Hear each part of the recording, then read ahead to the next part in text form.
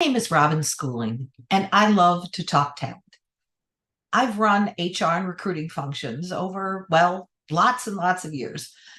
I've managed thousands of open requisitions and interviewed thousands of candidates. And while over the course of my HR career, I've dabbled in every area of human resources, recruiting and hiring remains my favorite part of the talent cycle. Why? Primarily because it's the time of possibilities. We're meeting people who will, hopefully, decide they want to bring their skills and talents to our organization. We're primed for success at this stage as we plan for the future. It is, quite frankly, exciting. But that's not to say we all can't make a few adjustments at times. There have been occasions when I've walked into an organization and discovered that while on the surface there seems to be a hiring machine, when one lifts up the hood, there's an engine in great need of a tune-up. Okay, maybe not just a tune-up. Sometimes that engine needs to be pulled out and totally overhauled. Now, the issue is usually not on the surface. The career site is optimized, job advertisements are captivating, and candidate messaging is robust.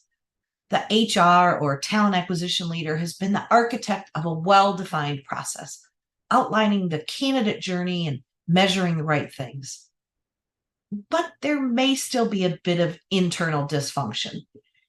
And I often find that that problem is sitting squarely at that point in the hiring process that we call the selection decision.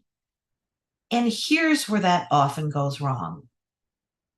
First of all, we don't, as talent professionals, in concert with our hiring managers, decide together what we're looking for in terms of not just skills and abilities, but also in terms of behavioral competencies. Secondly, we don't make a plan as to how we'll gather information from our candidates, because it really is a matter of gathering data, isn't it? So, what's our format? Behavioral interviewing, situational interviews, testing and assessment? How are we assured that we're all gathering the data that we need? Third, we often don't train hiring managers how to interview. We let them create their own interview guides, or even worse, just fly by the seat of their pants. Not to mention letting them decide what data, as we talked about already, they'll gather from candidates in the first place. And finally, and perhaps most importantly, we don't reach a decision together. We don't calibrate our data together.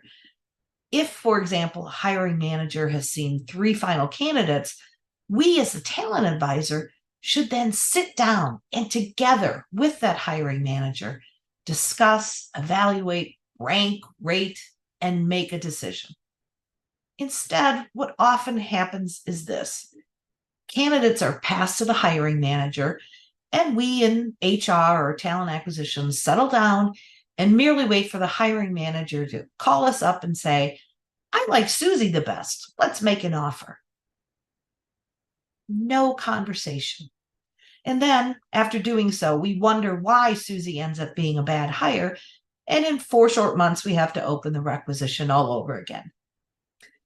You know, when shopping for a car, we often do more research and planning than we do when hiring people for our organizations. So please, I beg of you, remember it's not just about being the architects of a great process and a great workflow.